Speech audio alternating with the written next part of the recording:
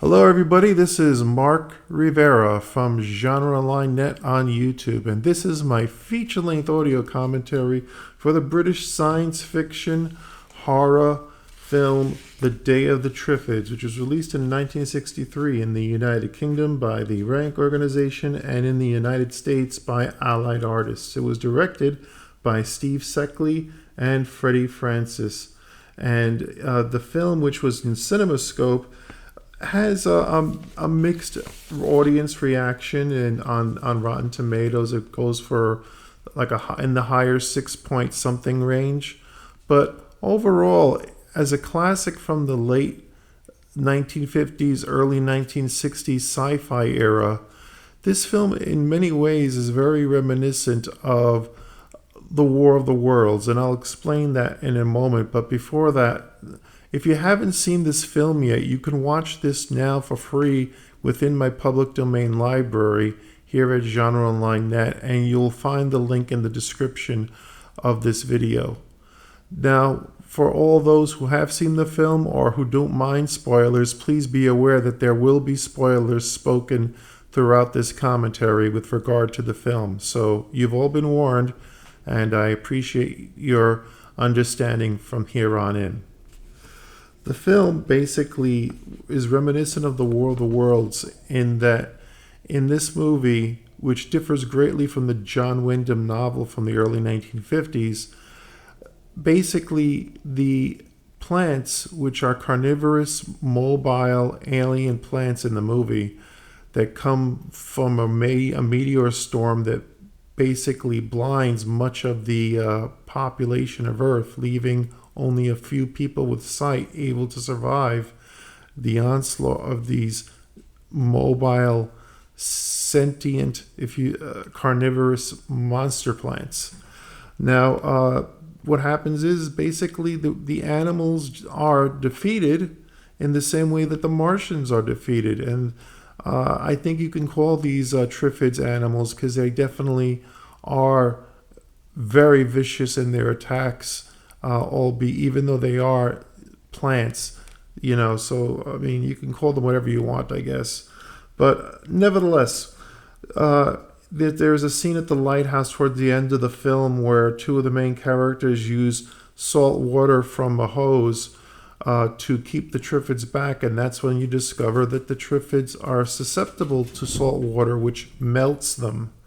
And then the last scene of the film is a bunch of people going to church after a voiceover explains that the Triffids were eventually fought back and humanity was saved, which is not unlike the War of the Worlds, where basically it's the microscopic organisms that end up killing the Martians and not anything humanity has up its sleeve. This book and movie was a big influence on various people who've seen it in the past, and in particular Alex Garland and Danny Boyle were both inspired to adopt their film 28 Days Later.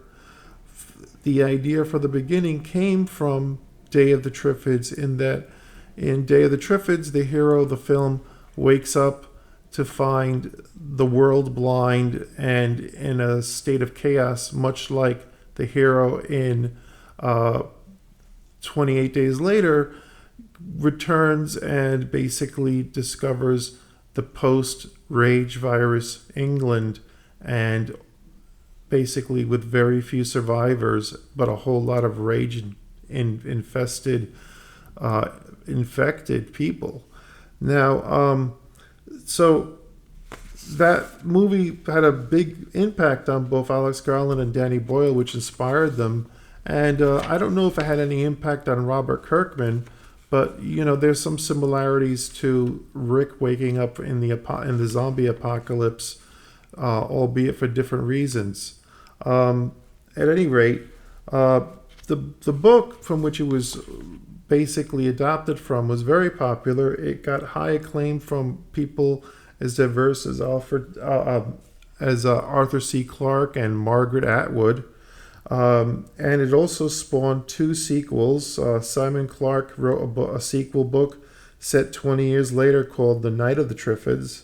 And then basically there is a book that's only available in New Zealand and another country which name right now escapes me, but nevertheless, there's also Land of the Triffids. So there were two sequel books written by two different authors after Robert Wyndham. As of this date, there was announced in 2014 plans for a remake of the movie, but as yet nothing has materialized. And it's a shame because, I realize that a lot of people like the novel version of the film, which has quite a few differences from the movie. But I have to admit that my first exposure to this story was watching this film on television as a little kid.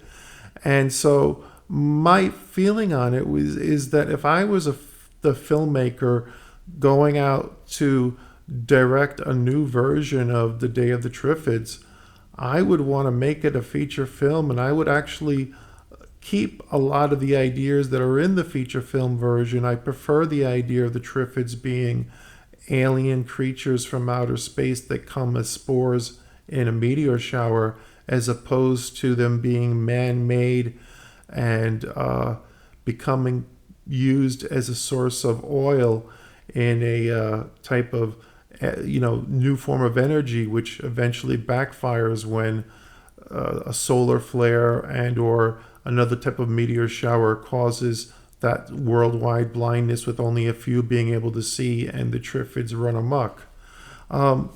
They've already adopted a far more novel version of the story for British television, both in 1981 and 2009. I believe the 2009 film stars Dougray Scott, and these were both British miniseries. They've never played in America as far as I know, so I've never seen them. Maybe if I saw them I would feel differently. But as a person who has seen the movie, if I could, I would love to remake the movie, although I would want to make it in such a sense that it would be akin to comparing Howard Hawks' The Thing from Another World to John Carpenter's The Thing. I think you could do amazing things today with the Triffids, and you could make it really dark and really scary and add a bit of gore to it and really come up with a great science fiction horror film that would, in my humble opinion, rival anything else that's out there. And in fact, since it has more of a character-driven story, it's, in my humble opinion, perhaps better than some of the torture porn and other types of horror films that are just basically butcher houses. Here, at least you have characters struggling to survive in a post-apocalyptic society where the majority of the humans are being picked off by man-eating alien plants, and those survivors are trying to separate themselves that aren't infected with the blindness because they can't protect the blind. And not only that, there's also roves of people that have sight that are basically pillaging and stuff like that, as you'll see in this commentary as you watch the film and hear me talk about it. And also, there's also the aspect of just the struggle for survival and how the Triffids really are an insidious threat, because they literally do uproot themselves. They move quite fast. They have a type of way of spitting poison and slashing at their victims that immobilizes them. And they basically eat dead carrion and rotted flesh like a type of Venus flytrap, albeit not one of this world. The TV series that I recommended from 1981 and 2009 were, like I said before, both basically BBC productions. And as I've already mentioned, the original movie was was inspiration for the zombie movie 28 Days Later. The cultural impact, besides it being an inspiration to Danny Boyle and Alex Garland, has no short effect, has not only garnered the film and the book praise from people as diverse as I noted already, both the great Arthur C. Clarke and the great author Margaret Atwood, but also from various types of philosophers and educators. John Clute commented that the book is regularly chosen on school syllabuses as a safe read, and while other people accuse it as being derivative of H.G. Wells, upon reviewing the film on first publication, it's been described as a good first-run-mill affair, with a pleasant reading provides the reader for those hunting for a type of good, easy-to-read science fiction thriller. And when you consider the amount of films that come out today that really are either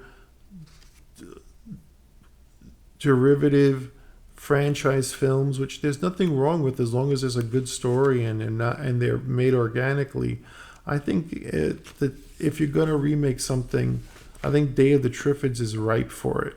So that's my reasoning for it, and that's the reason why I'm a big fan of this film and why I've chosen to do my feature-length audio commentary for Halloween of 2023 here at Genre Online Net on YouTube.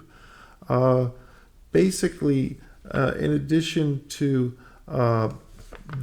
the people who I've already mentioned, this book had at one point been owned by the film rights, I should say, were owned by Alfred Broccoli, who is basically best known for being the producer behind the James Bond films, and as well as Chitty Chitty Bang Bang. Those are all based on Ian Fleming stories. And Jimmy Sangster, who a lot of you will remember this name, Jimmy Sangster, because he wrote a lot of scripts for various Hammer films. And some of the Hammer science fiction films, like the Quatermass films, are among some of the best of their time period thinking man's science fiction horror films that, that stand the test of time, mostly because they're not, your run-of-the-mill effects house, everything is tied up in a neat little bow. They're much more dark and they're much more thought-provoking. A British cinematic version at one point was being developed by Bernard Gordon, and this eventually would become the 1962 version, which was primarily filmed in Spain. Since that time, there has been other films that have been basically also inspired by the Day of the Triffids, including an anime film called Crayon Shin-chan, My Moving Story, ! Cactus Large Attack, released in 2015, only instead of Triffids, it is killer cactuses or cacti. There's been games based on the film, released in various countries, and there is even a 3D version of the film that was being planned at one point that was announced in Variety in 2010, but as yet has not been realized. There was also a Marvel Comics version printed in a magazine called Unknown Worlds of Science Fiction, released in 1975. And The Outer Limits, the television series, episode Specimen Unknown, is also based on the Day of the Triffids. And once again, there was the 6-episode 1981 BBC miniseries, which has very good ratings, that's more closely follows the book, and it was also re-released later on as instead of a mini series, as more of a big chunk, like TV film type of format. And then of course there was the 2009 BBC miniseries, which stars Grace Scott, Jolie Richardson, Brian Cox, Vanessa Redgrave, Eddie Izzard, and Jason Priestley. And as of now, it was announced that Amazon Studios was planning a television series adaptation with Jonathan Renck set to direct and executive produced by Angry Films. Whether or not we will see this again remains to be seen. A lot of things change, as we know. Like, I mean, for many years, for instance, I Am Legend was on in development with various people attached to it, including Ridley Scott. And sometimes these films go through so many directors and actors, etc., that by the time you get from the initial announcement of the idea to the release of the film, they basically do not have any similarity whatsoever other than the name of the film sometimes. However, I think that there's still hope for doing, at least if I could, I would make it much more based off the movie than the actual source material. You could take source material elements like they did in the movie, and you could even add more stuff from the book into the movie if you're remaking the movie. But I just really like the movie as is, and I just think you can do, like I said before, something akin to comparing Howard Hawks' The Thing from Another World and John Carpenter's The Thing. Both two great films, great for different reasons, and both still stand up well today as a result of that. But everybody knows that John Carpenter's The Thing is a classic of alien horror, right up there with the original Alien, and in some ways is even more of an anomaly of a film because it has an all-male cast. That's just the way the movie was made. That's the way the book was written, as far as I know. So whether you're reading Who Goes There or The Day of the Triffids novel, you can be either close to or similar to, and sometimes even different from the original source material. What matters is what your intent is, that you have it feel organic, and that the characters are relatable. If you feel for the characters, if everything feels organic, and in the case of The Day of the Triffids, I think if you make it much more scarier and dark and basically really use modern effects to portray the Triffids truly as ferocious monsters and not just mobile carnivorous plants, you really can get in my opinion, what could be a real popular cult classic horror film that I think would be welcomed in the movie space today. But hey, that's just me. I'm not a Hollywood filmmaker. I'm just a guy over here making a YouTube commentary at the moment. But nevertheless, as I mentioned earlier, there was a sequel book written by Simon Clarke called The Night of the Triffids, and then there was a book called Land of the Triffids, which is only available out in certain countries, as well as another book called Age of the Triffids, which was released, and that book is only available in Canada and New Zealand for copyright reasons, and I don't know anything else about them. My research goes pretty much numb after that when it comes to what there is to say about the background to this film. It's interesting to note that actress Jeanette Scott's in the film, and for those of you who are fans of the Rocky Horror Picture Show, Day of the Triffids is one of the films that's mentioned among the many classic B-movie sci-fi hits. The lyrics, I believe, go something along the lines of, "And I really got hot when I saw Janet Scott fight the Triffids that spit poison and kills." Richard O'Brien wrote those lyrics, and as we all know, the Rocky Horror Picture Show is still perhaps the most popular cult film ever made. And so it's only fitting that one cult film would inspire another cult film, if you will, with The Day of the Triffids being one of the many catalysts for Richard O'Brien's ahead of its time tribute to both many different things. Basically a rite of passage, let's just call it that. A pop culture rite of passage that happens to use sci-fi and horror motifs to engage its audience, among other things.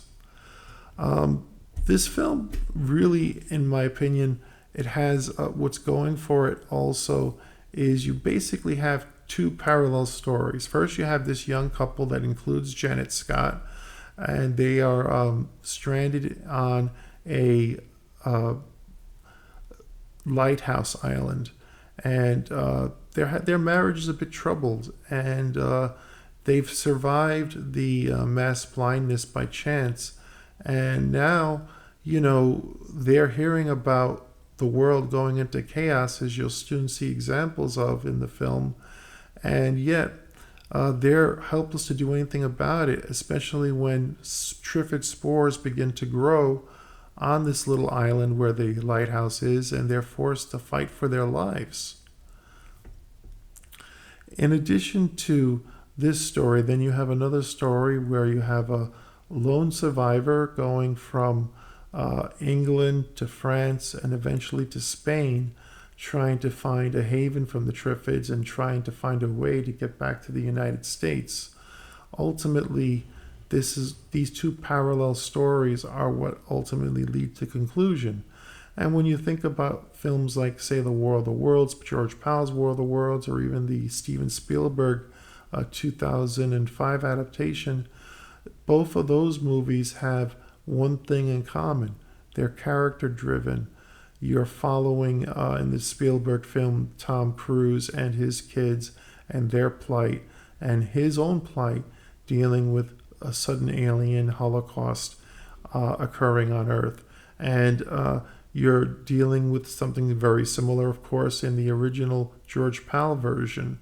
And these versions of the films are just basically, modernizations, because the original H.G. Wells film takes place in the time when H.G. Wells was alive, so it's more of a 19th century setting than it is a 20th century setting, and or 21st century setting. So the John Wyden novel setting is obviously written indicative of its period when it was released, and it was released in 1951. I don't know if the book states what year it's supposed to take place in, but it seems to be a contemporary era. So I think that it's safe to say that it probably takes place at some point in the latter half of the 20th century. I've never read the book myself, so as I said before, all of my memories to the Day of the Triffids really go back to this film, which I still love to this day. Now, this is a film that really deserves to be restored, I think, with 4K. And the reason why I say that is, to the best of my knowledge, you can't really get this film domestically in the United States, for example, because it's in the public domain. And so you would think that a company like Shout Factory or any other company that's out there would want to grab onto this and do a restoration, maybe even partner up with a British company, restore this film, make it look like it was released yesterday, albeit with its dated effects. But unfortunately, we still don't know to this day why this film has not been restored. And as far as I know, there was a DVD release that was of poor quality. There was a United Kingdom import that I used to have back in the day. And there was a release on Laserdisc, which fares better, especially since it was intended for NTSC televisions of the time, while as the DVD is PAL. And, basically, we've moved beyond the era of PAL and NTSC to a certain extent because we've moved into 4K and things of that nature. So that's why partially you can play a 4K film that's not been, there is no regional coding to prevent a person from watching a 4K film on any 4K Blu-ray disc player in the world. It's one of the last free formats, if you will, to be released. You can't even watch a PAL Laserdisc on a NTSC Laserdisc player unless you have a Laserdisc player capable of both. But if you have a 4K Blu-ray player, it doesn't matter where you live in the world, you can play that 4K disc on any 4K Blu-ray disc player and enjoy it in the same way that anybody else would. So I really hope that this is a film that somebody who watches this commentary or who watches the film or who may have the rights, be able to get the rights to a home video release of the film, would invest in creating a 4K copy of. So now we start to see what the chaos of the world would be if suddenly you had people, majority of society blind. You have here a train, crashing into a station, and people literally piling out like the dead, like the Walking Dead, quite honestly, and people grabbing onto other people haphazardly. They're unable to see, and this is where having sight and letting other people know about it could actually become a hindrance, as you'll see in a scene right here.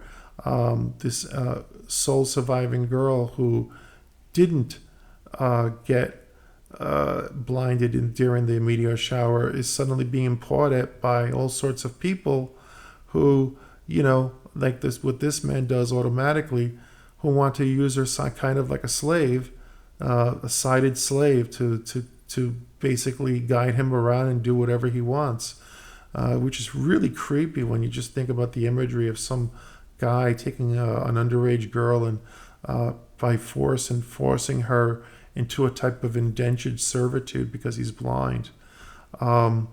It's a scary premise when you really think about it. And this film at least shows you a bit of that, which, don't forget, this is 1963, so the 1950s are still, the spirit of the 1950s is still in the air. Things haven't become quite as jaded yet as they would become as things like the Vietnam War and the impact of that war on the culture of American society would transform to form the hippie movement and that sort of thing, and what would follow after that.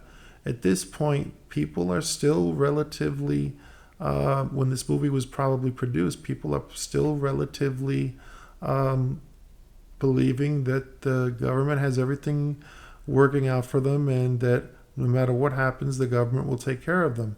And to a certain extent, there's truth to that, but let's face it, we've all experienced lots of strange phenomenon in the last 20-something years alone, and it's not that the government hasn't been there for us, it's that the government sometimes hasn't been completely honest or truthful with us with regard to certain things, or at least has confused us with its changing narratives regarding, well, things that I can't mention here because they would be considered not YouTube friendly.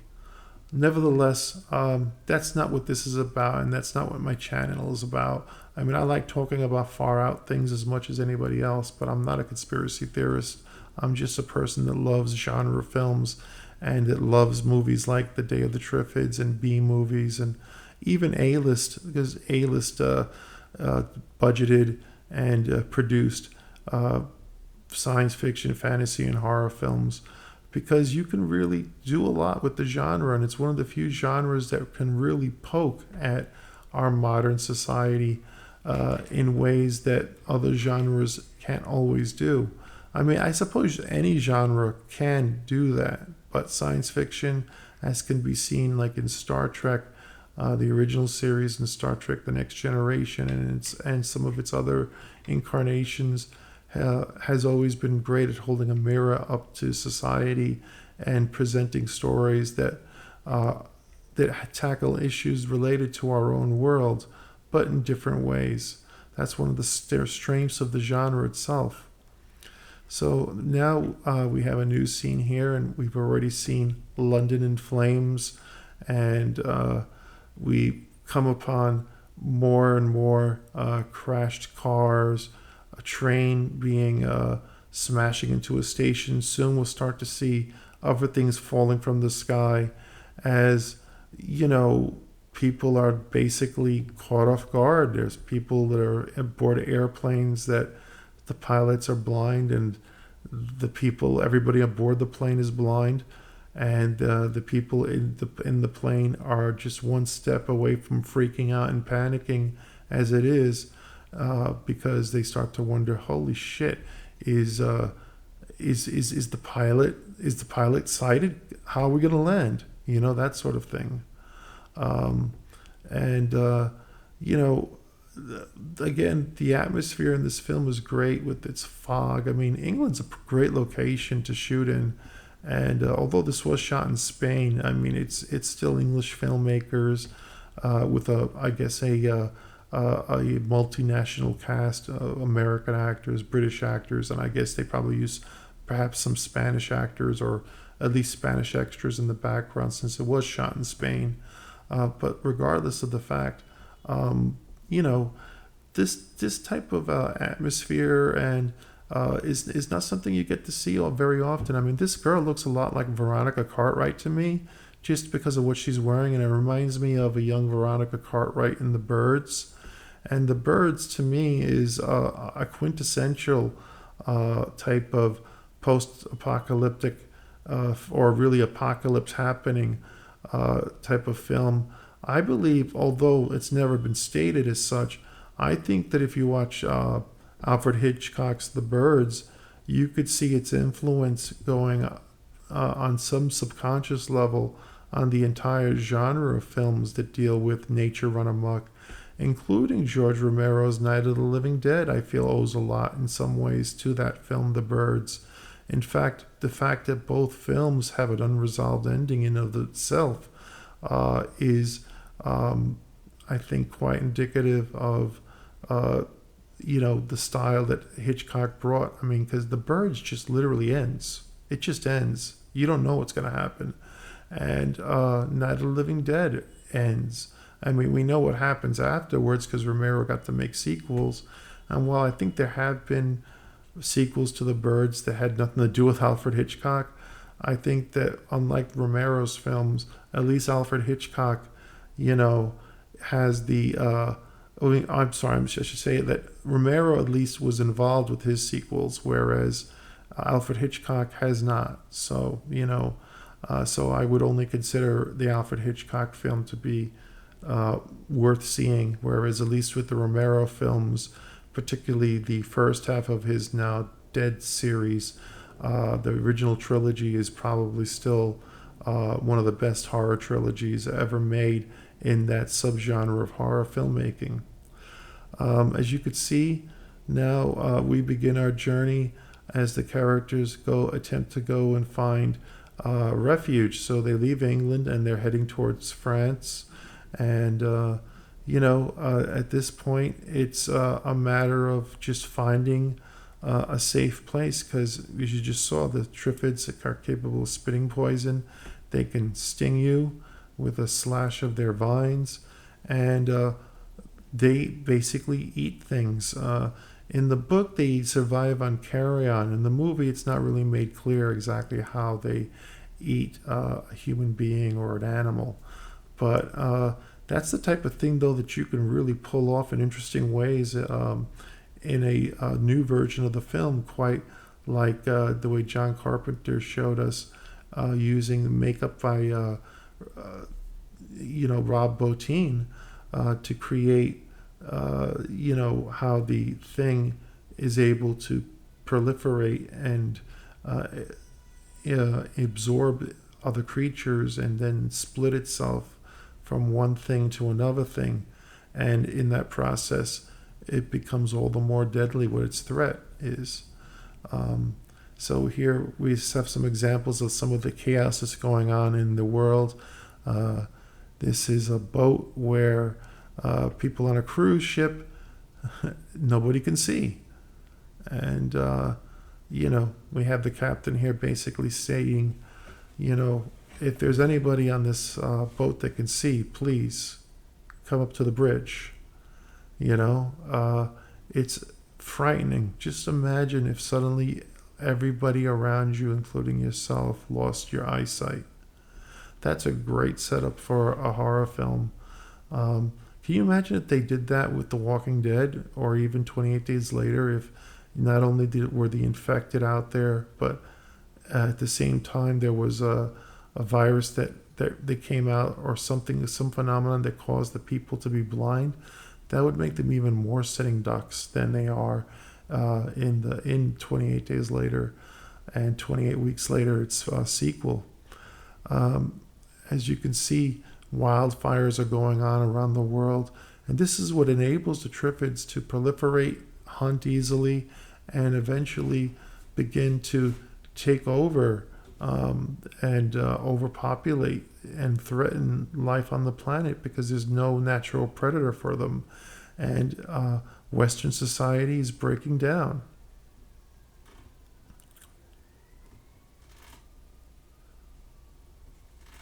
Now, this is the airplane sequence that I was mentioning earlier, where, nobody can see on the plane.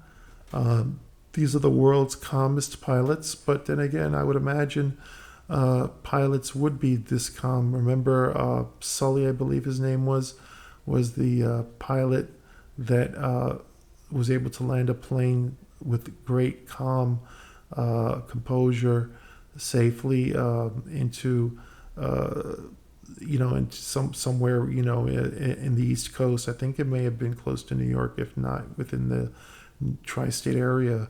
And basically, when you think of that, it's quite amazing how some people can really keep their composure. I mean, think of astronauts. I mean, when I was a little kid, I thought to myself, oh yeah, I want to be an astronaut. Every kid wants to be something, I want to be an astronaut. I want to be a fireman. I want to be a police officer. I want to be an airline pilot. But the realities of being any of these things come with a certain amount of ability to handle pressure and, I guess, be brave. And I don't think it's easy to be any of these things. I have many friends that are former police officers that are retired now. I know of people who were firemen and the sacrifices that they make. And while I don't know any astronauts, I think it's pretty obvious to say that the contributions that astronauts have made in just terms of and what they're required to go through in order to go into space is, at least from NASA's point of view, is quite extraordinary.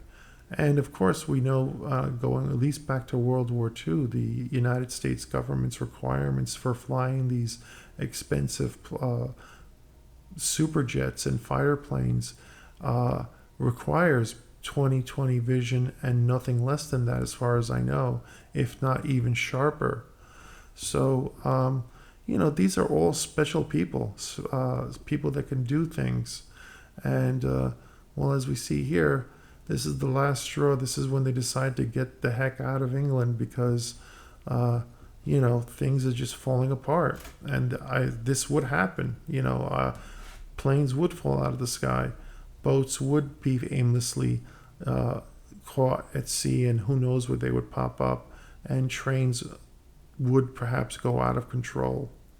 The film does a great job of creating, with its budget, considering this is 1963, it does a pretty good job of creating this larger image of a raging apocalypse. And then we come back to the island where we have these two people, Jeanette Scott and the other actor, and, they're stuck on this island, and they're basically faced with a threat of the Triffids showing up on this island, growing, and now they're trapped. And the man is a botanist as well, and as well as his job for being the lighthouse keeper. He's a type of scientist, and him and his wife have made a home out of this neat little lighthouse tower. And now, these people are, for lack of a better expression, at the mercy of murderous alien plants. Like I said before, in the book, it's a quite different origin story. The Triffids are something that were bioengineered on Earth, and the reason why they are allowed to become proliferate on the planet is because they they have a basically an alternative energy source, which is basically you can take Triffid oil and use that for many different things. So it's a, at least especially for I guess the time period in which it was written.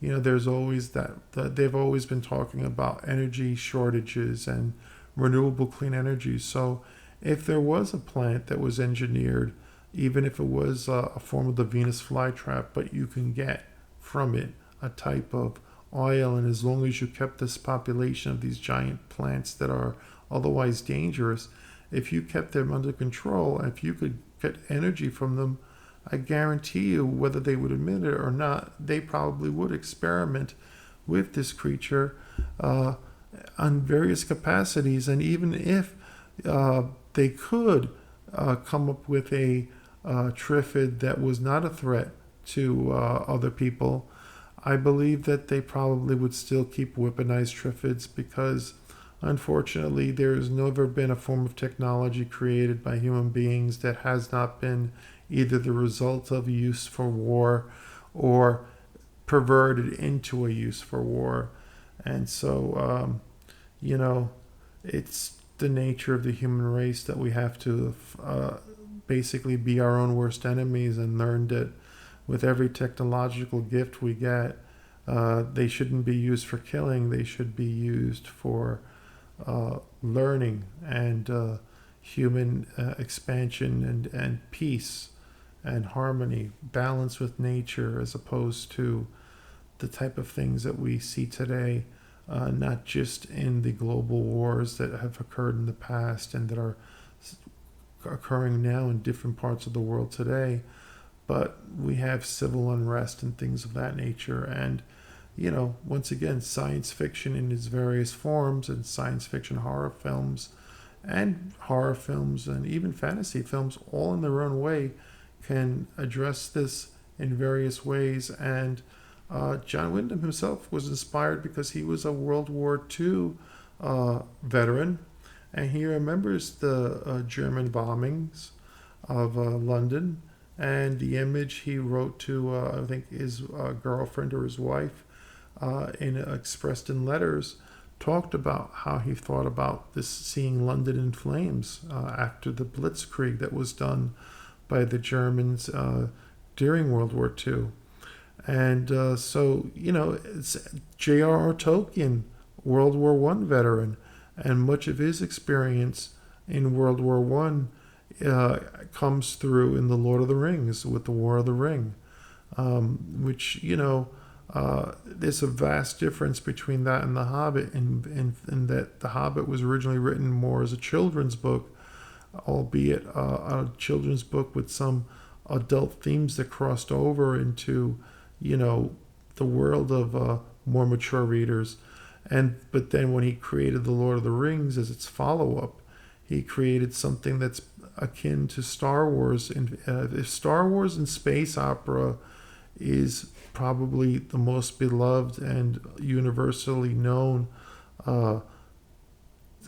intellectual property, I would say The Lord of the Rings for fantasy is probably one of the most beloved and intellectual property. And it shows mainly by the fact that, well, Star Wars is still on today, whether you like it or not. It's still going on, and it's going to be going on just like Star Trek now forever. And The Lord of the Rings, I really wish that they would just leave it alone with the Peter Jackson films. But we already know there's going to be at least one more season of the Amazon series, as well as a animated film about the writers of the Rohirrim. I believe that's supposed to come out next year. I hope the writers' film fares better than the Amazon series, and I hope whatever happened with the Amazon series first season will be rectified in the second. But like I said, that's just hope. So here now we're in France, and our characters that have survived their trip from London now find themselves at this chateau where the owners who are blind, with the exception of a few people, have been taking people in, giving them shelter, giving them food. But this is only a temporary haven, because the threat of the Triffids, as you'll see, is growing larger and larger and larger. And that's what makes films like this ever more that's what makes films like this ever more interesting, because let's face it, we live in a world now where there is no such thing as safe, only safer. And what I mean by that is that not that you can't find a safe place to live, but you can't live in a world now that's so safe that it's, let's face it, anything that's ever been called unsinkable or unbreakable always breaks, always sinks, whether it be the Titanic or even the Yamato. I think for the Japanese, that was considered to be like a humongous threat to be used against the Allies during World War II, and that ship was sunk, albeit it's taken on a much more mythic quality because of a space battleship Yamato and aka Star Blazers in pop culture, resurrecting it as a tool of defense and ultimately, I guess you can call it peace of sorts. But then again, when you're talking about those sorts of things, what you're really basically going into is the fact that, if there's anything that I've learned about this world in the last 20 years, is that anything could happen. I'm a New Yorker. Right now I'm recording this commentary from my home in Brooklyn. And in the last 20 something years, unthinkable things have occurred. I mean, I remember when 911 happened and I first saw it on television. My first reaction was, wow, somebody really messed up with the plane navigation.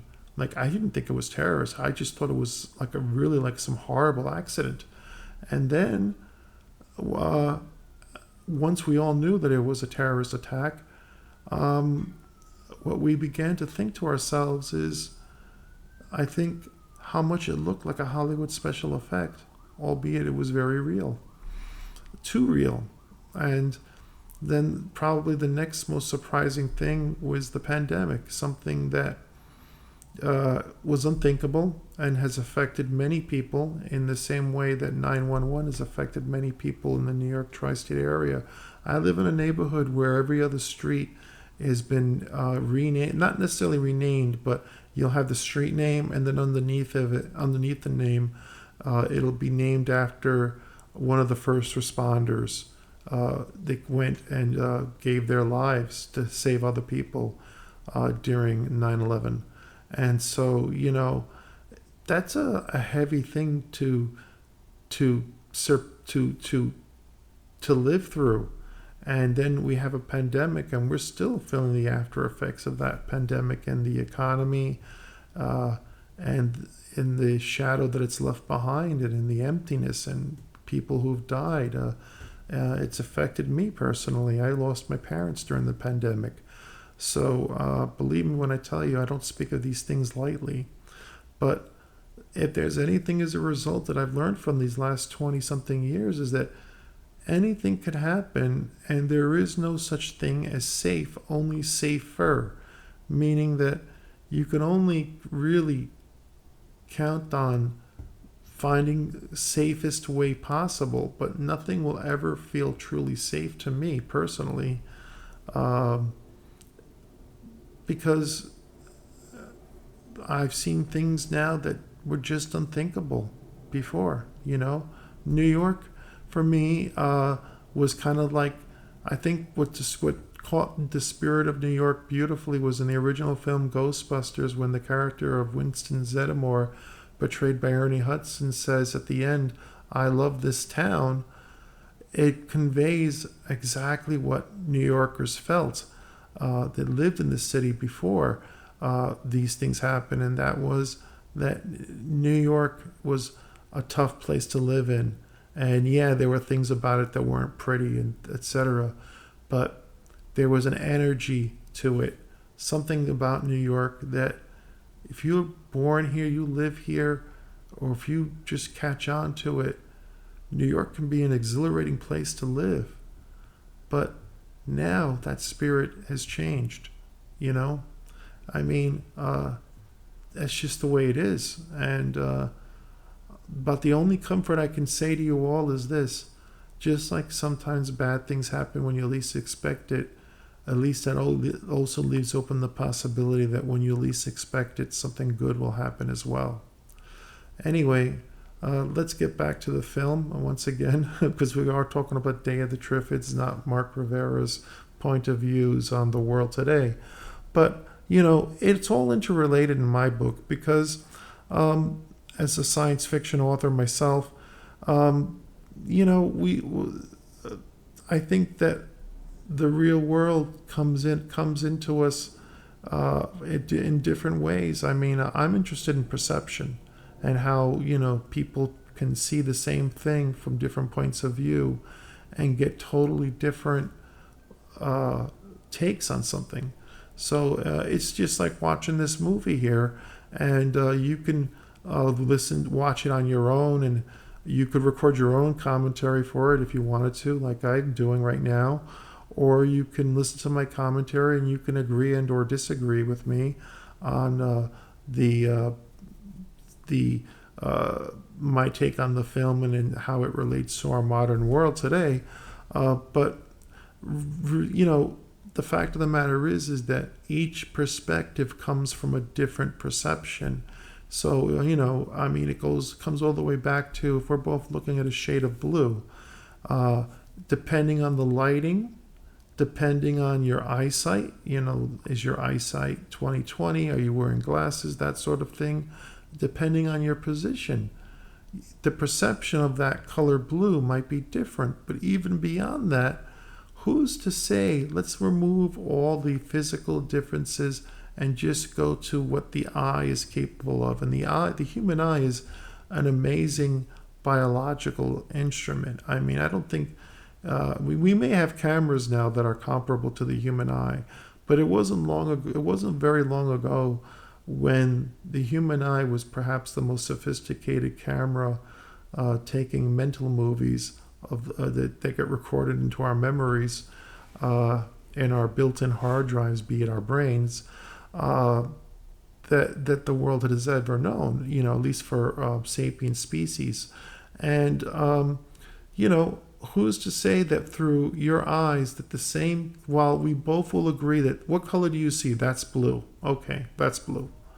Well, who's to say that that shade of blue is exactly the same shade of blue as, you know, as one perceives it? It might be totally different. Your perception of blue might be, if I could look through your eyes, might be very different than my perception of blue.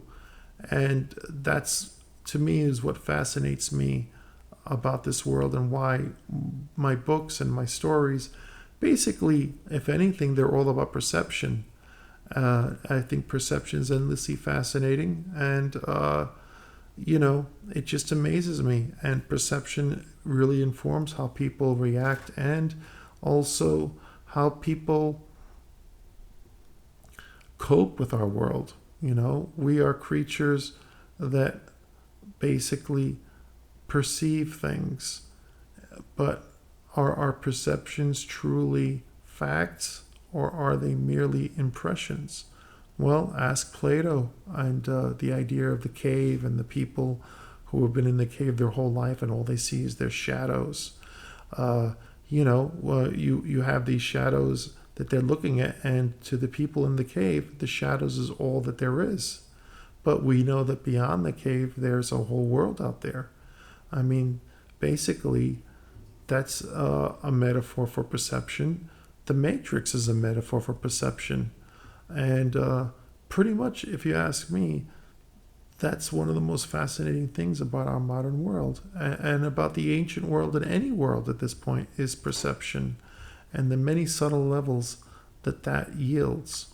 So, are there carnivorous plants out there? Yes, there are. We have Venus flytraps, and we probably have other things that I don't know about. But is it possible that there could be bioengineered or extraterrestrial plants out there that are carnivorous? Why not?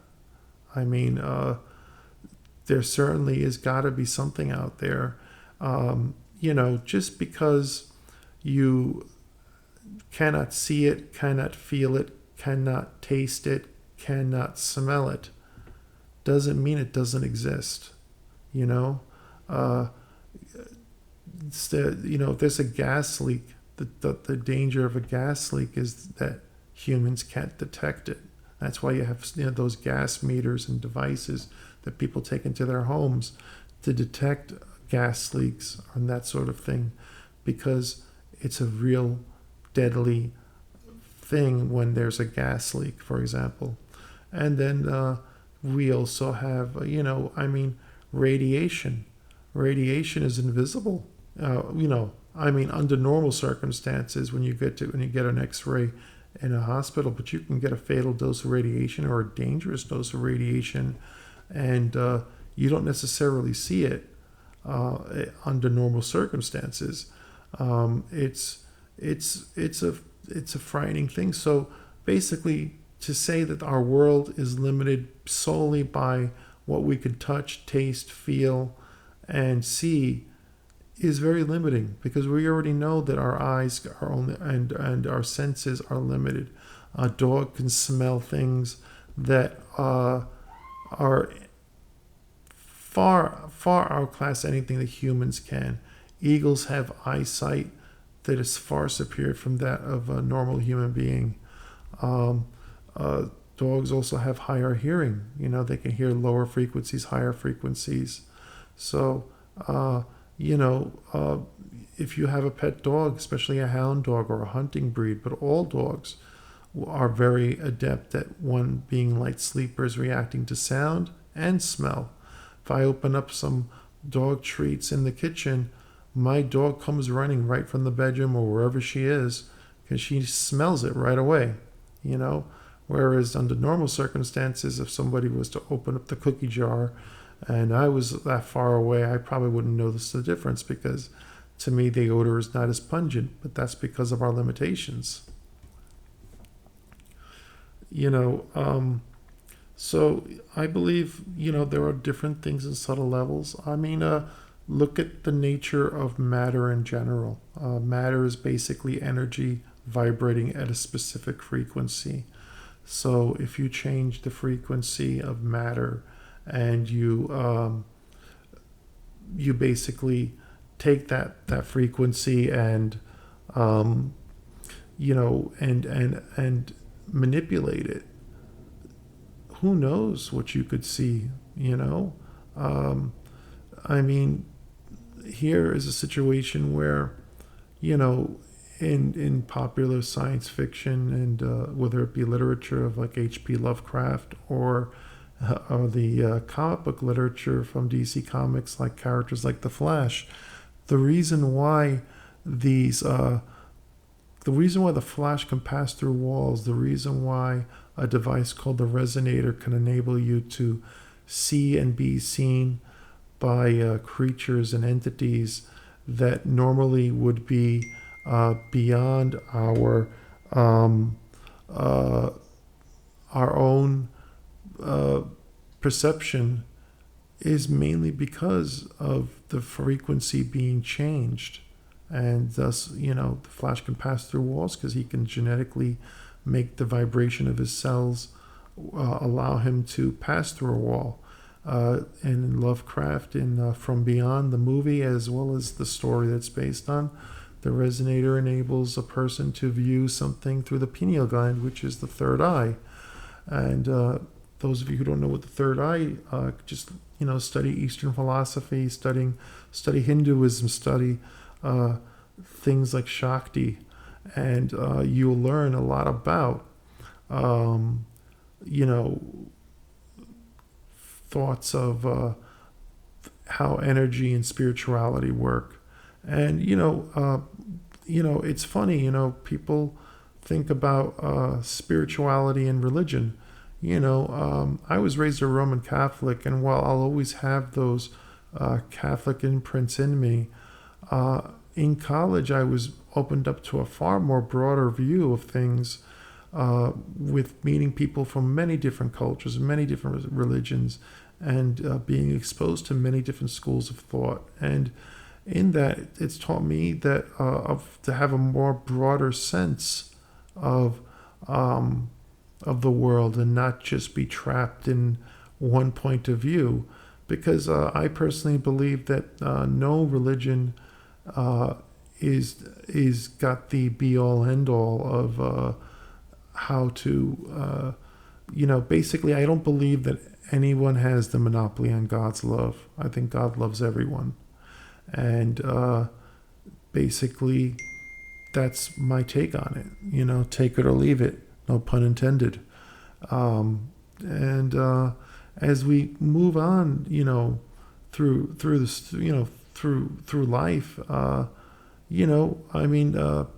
David Lynch talks about he in one of his videos that he made during the pandemic when he was shooting his famous weather reports and stuff.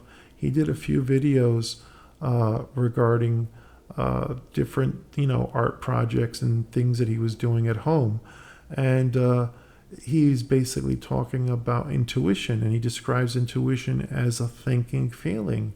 And that's a brilliant way of describing intuition, because in reality, they always talk about women's intuition, that sort of thing. But intuition is a thinking feeling. And while, people will say, oh, well, there's no such thing as a sixth sense, yet it's okay to say that, oh, I have an intuition of something. I have a bad feeling about this. I have a vibe.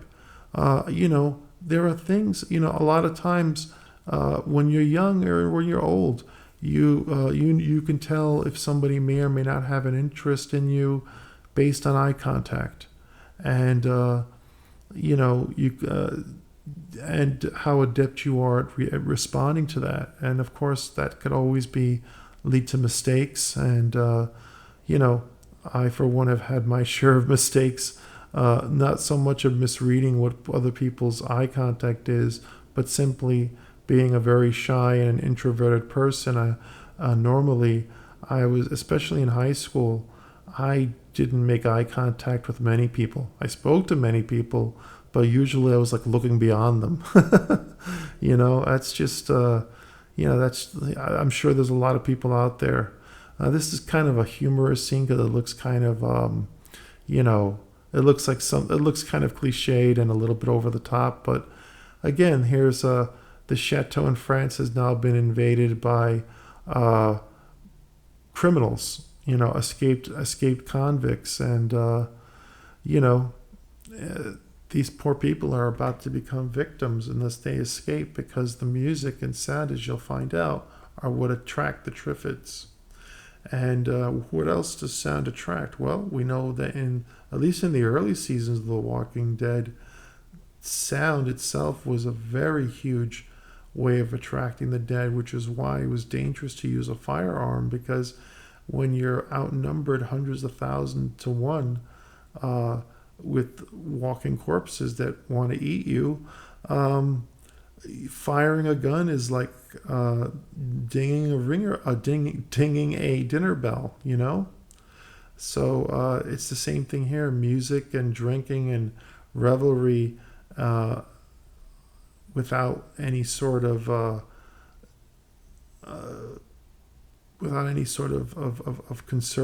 conservation, basically being quiet about it, is what attracts the Triffids.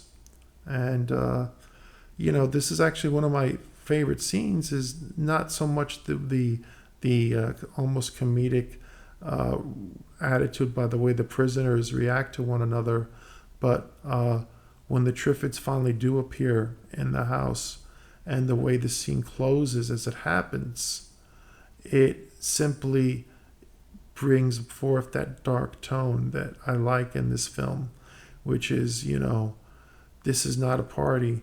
These creatures are a real threat. And part of the problem is not just the blind who are just waiting to be ticked off by these creatures. It's with among the sighted and their selfishness and their unwillingness to help each other and their inability to work together. And ultimately, if you look at things like George Romero's Dead series, especially the original trilogy of it, it's always the fact that humans have difficulty working with one another is why the zombies end up winning at the end, And here, in the film version of Day of the Triffids, it's the reason why the Triffids are able to overcome the world so easily. It's not just the blind, it's the human beings that have eyesight that are just basically behaving in extremely inefficient and selfish ways and are not willing to work with each other. They're all out for themselves, and unfortunately, knowing people as the way they are, it's not too unpredictable to probably imagine that this is the way it would be. If God forbid you had either man-eating plants or some other disaster. I mean, it's a miracle in some ways that the pandemic didn't yield more panic than it actually did, at least as far as I'm concerned. But, we're still, I don't even know if we're still in a pandemic at the time that I'm writing this, because, I as far as I know, COVID is here to stay. I just think that it's going to be one of those things that, people will learn to live with, whether we like it or not. Here's the Triffids breaking in. And, these creatures are a dangerous thing. So now we are back, and we're on the countryside, and, now we are up to a new point in the story. We've gone from England, now we're leaving France, and we're heading to Spain. And it's basically, there are safe places, but they're not going to remain safe. There's only safer places. You see that even in World War Z, the movie, where the Brad Pitt character meets these people and he tells them in the apartment that they grant them temporary shelter. Says it's not safe, to stay in this apartment no matter how well stocked you are or whatever, because it's just statistically known that you're better off trying to move beyond, trying to find a safer place, because when the world falls apart, it falls hard. One book that I think film buffs should check out, it's a hardcover book. It's called World Gone Wild. It's a book basically about apocalyptic films. And it's basically like your old-fashioned film guides or creature feature film guides. But it's written, it's it's a more recent book. So first you have a bigger selection of films. But it's also relegated to that certain type of genre dealing with post-apocalyptic cinema, whether it be, films like The Day of the Triffids or the George Romero zombie films, and also covers television as well, by the way, or films, the Mad Max films, etc. You name it, it's all in there. And the article on this, the article that the author writes on this film, and this guy's an aficionado of doomsday cinema, for lack of a better word. And when you look at this, albeit dated as it is, it does do a good job at creating a sense of chaos and panic out there, and it smartly stays with two groups of people: the people in the lighthouse, who we get to know their characters, and we start to feel from them. A troubled marriage becomes a renewed bond of companionship and love in the face of the threat of the Triffids.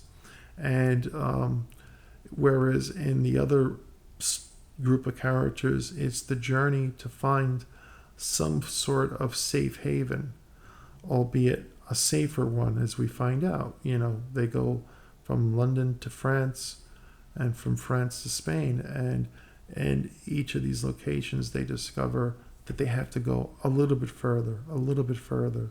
The journey never ends. It's really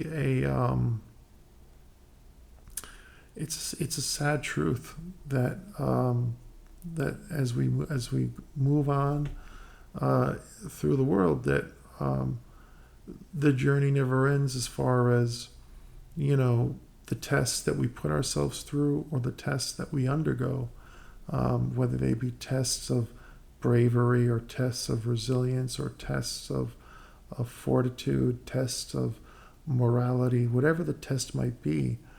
The test is always ongoing. And so here, these characters are going through a test of survival.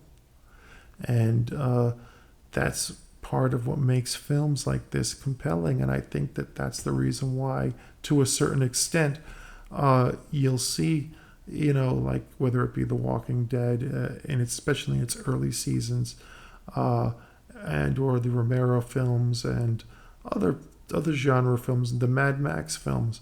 They're all different types of stories. Some of them are more mythic in structure than others, borrowing from archetypes, etc. But whether you're following a hero's journey or a villain's journey, it is all about the journey. That's what, if you ever seen the movie produced by Charles Schneer and Ray Harryhausen, Jason and the Argonauts, on the audio commentary that was on the Criterion Laserdisc, Harryhausen said, the movie is about the journey. It's not about the destination, which is why the movie just basically covers the part from Jason's going from Thebes, I believe it's Thebes anyway, to where he has to get the golden fleece, and then the story stops after he gets it. But he's not only bringing the golden fleece back with him, he's bringing Antigone. And well, if you've read Socrates and or Sophocles, I'm sorry, if you've read Sophocles, you know that Jason's story does not have a happy ending. But it's like Oedipus's story. It's not at all a happy story, but ironically, he also becomes the wisest man in England. Sometimes it's the people that you least expect it from, the people that we discount, that are actually the people that'll tell you the truth. In Hamlet, the gravedigger is far sharper than Hamlet and Horatio make him out to be. He is able to tell it in his own words in as clever and artly a way as anything that any of the noble characters do. And because he's saying it in a more matter-of-fact way, he's able to articulate what's going on in Denmark and what's happened far more realistically and with far more truth to it than any of the other characters. So never discount a person by their appearance or station in life, because believe me when I tell you, sometimes the wisest people are not the people that are the experts, but the people that are, quote unquote, the ignored, for lack of a better expression, the people that we look beyond because we're looking for charismatic figures. Well, Frank Herbert said, beware of charismatic figures. That's what Dune is about. I'm saying beyond beware of charismatic figures, beware of judging a book by its cover, because very often it's to our own detriment that we judge other people. Only God judges, and you don't have to believe in God to take this to heart, because I'm not an atheist, but if I was one, I probably would be a subscriber to humanism as Isaac Asimov was, because just because you believe or do not believe in a higher power does not mean that you don't have a certain moral code. Science does have, in its truest sense, it's supposed to have a certain amount of rules and laws in it that may basically, unless you can scientifically prove something to a shadow, beyond the shadow of a doubt, it's only a theory or a hypothesis. I think the problem in our society is we've gotten too lax in our rules of understanding science, where science has become less about proving things beyond the shadow of a doubt to theorizing things that you're not allowed to question. And that's the reason why, in some ways, science in itself has become a kind of religion. And what do religions do? Well, I believe in God, but I think a lot of religions, as well as a lot of forms of government, like to set themselves up as middlemen between God and the public. You see this in almost every form of government, in the Pledge of Allegiance to the flag of the United States. If you compare that to the Our Father or the Lord's Prayer that Catholics say, there's a strange similarity to the Pledge of Allegiance to the flag of the United States and the Our Father prayer. And if you don't believe me, write them both out, look at the structure of the verses, and tell me that there is not some similarity there.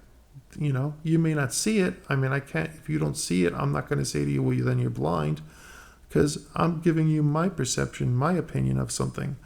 You don't have to agree with me. It's not required. But at the same time, though, I do think there's something there. You look at the Soviet Union and communism, and communism basically called religion the opiate of the masses. So under a communist country ruled, you had people that were basically persecuted for their religious beliefs because the government basically said, there is no God. And my feeling is that that governments would love to be the middleman between God and the populace. And what communism basically did was, at least Soviet communism, from as far as I know, is it basically took the government became God. Basically that's what happens. And you also see this. Look at what Henry VIII did in England in history. I could only go by, albeit this is not historical in the sense that I don't think anyone should look at a TV show like The Tudors and say, well, this is a great history lesson, because no matter how historically accurate something is, it's always written from a point of view. And television especially is all about point of view. But what you can gather from what you know about Henry VIII is that he basically created the Church of England so that he can set himself up as the head of that church, so that he could divorce his wife and marry whoever he wished and divorce whoever he wished. And, well, we all know what happened in England after that. Now, granted, in some ways what Henry did was a good thing, because I think any religion at the time, the Catholic Church was far too powerful in the Western society. And I think that, what Henry did was a good thing, in the sense that he basically showed up. In setting himself up successfully, he showed that, the Pope in Rome doesn't necessarily dictate what's best for its own people. But what he also did was extremely selfish, and said about basically things that to this day, there's weird things in the idea basically of feudalism and royal societies is very cruel, because it basically sets limits upon the public. So whether it be a democratic republic or a communist type society, or a theocracy or a monarchy or some type of feudalism, when you limit people and you say, well, only these people are allowed to do certain things because they were born with that divine right, or whatever you want to call it, that means that you're basically limiting what others can do. And, how many people have jobs that they really shouldn't have? You know what I mean? It happens. But then again, there are no guarantees in life. I've met plenty of people that are very successful and very wealthy, and they may have certain types of smarts, but they definitely would not qualify as being geniuses. And I've definitely met some people that are extremely smart and that may or may not have been geniuses, but I could tell you this: they weren't the level of how again, according to perception, they were not necessarily automatically wealthy or successful because they were extremely intelligent. Intelligence and success don't necessarily go hand in hand. Sometimes there are many stupid people, for lack of a better word, that are very successful, and that's just the nature of things. We live in a world where we have free will, and I think if there's anything that you should take from what I'm talking about here, whether it's related to this commentary track that's supposed to be about the day of the Triffids and has morphed into whatever this is now, nevertheless, people in general, what we are basically, experiencing in this world is kind of like it's like you handed a deck of cards. You're in a poker game and you're given a certain hand and you play the hand that you're dealt. And if you're lucky, because luck definitely has something to do with it, or some would say samskaras and karma, etc. Karma means action. It's for those of you who say, "Oh, karma's going to get you." Karma will get you. But karma is driven by something called samskaras, and samskaras are the imprints that Hindus believe in, that basically those are both the good and the bad things that you have to overcome in life in order to get liberation from this world and move to the brighter world, as say in Sajmark, or in reach nirvana, if you will. To break out of the endless cycle of birth and rebirth, and again, are these things real or are they just mythology? Well, I don't know, but I will say this: I do take some comfort in knowing that, according to physics, there has been no matter in the world that's been created or destroyed since the Big Bang. In fact, you cannot, as far as I know, create new matter or destroy it, but you can transform it. And when you think about that, and when you think about the nature of the universe and life, nothing is wasted. So if by chance we're all here only for the time that we're here, and when the show is over, that's it for the curtain call, I still take some comfort in knowing that nothing is wasted, and it just goes on in a transformed form. And who's to say what that transformed form really is? So, some food for thought. I like to talk about far out things with people. And now I get this, they're doing audio commentaries for B-movies on YouTube. I get to talk about far out things with all of you, albeit I don't get to hear your reactions as you hear it on your own. You'll discover whether or not this commentary was worth listening to after you've heard it, But that's the same way as buying a movie ticket, Here's where they've already discovered that the Triffids are motivated by sound, and that's what attracts them, and that's what they use. The person uses an ice cream truck when the little jingle that the ice cream truck has in it to lure the Triffids away, to enable these other people to escape so they can get to the last pickup spot by a submarine of survivors. That's been put together in this post-apocalyptic situation. So, like, this ultimately is coming to the resolution of this group of character stories, since these people are able to escape and the Triffids follow the ice cream truck until the people on one side basically make it to the rescue point and get aboard the submarine. And this man over here makes it to where he's got to go. And ultimately, he makes it, but it's not necessarily by the submarine. He makes it in spite of missing the boat, so to speak, as you'll see. But okay, we end this part of the story with these people surviving the Triffids and getting aboard the boat, and nobody ever asks in the story up until this point, why, if Triffid spores are proliferating everywhere, why are they not proliferating even on the surface of a boat, or in particular a submarine? It's because the submarine's going into salt water, and that's ultimately for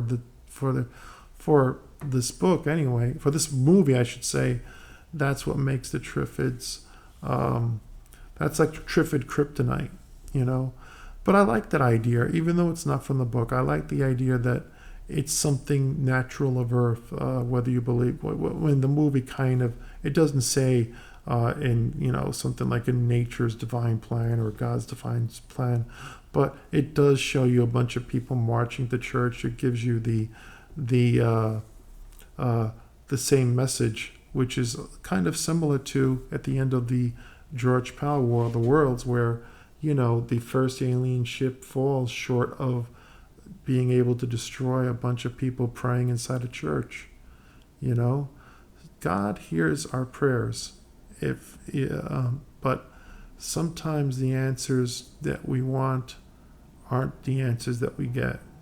It could also be said, as to paraphrase Shakespeare and Julius Caesar, the fault lies not in our stars but in ourselves. Indeed, that's part of the test, is overcoming our own faults, learning to see them and taking responsibility for our actions. And because in a way this world is a school, and I guess you don't get to graduate until you pass all your lessons. That's the way I see it anyway. Of course, what do I know? I'm just some guy making videos on YouTube, recording a commentary that's supposed to be about Dave the Triffids, and that's morphed into this own thing.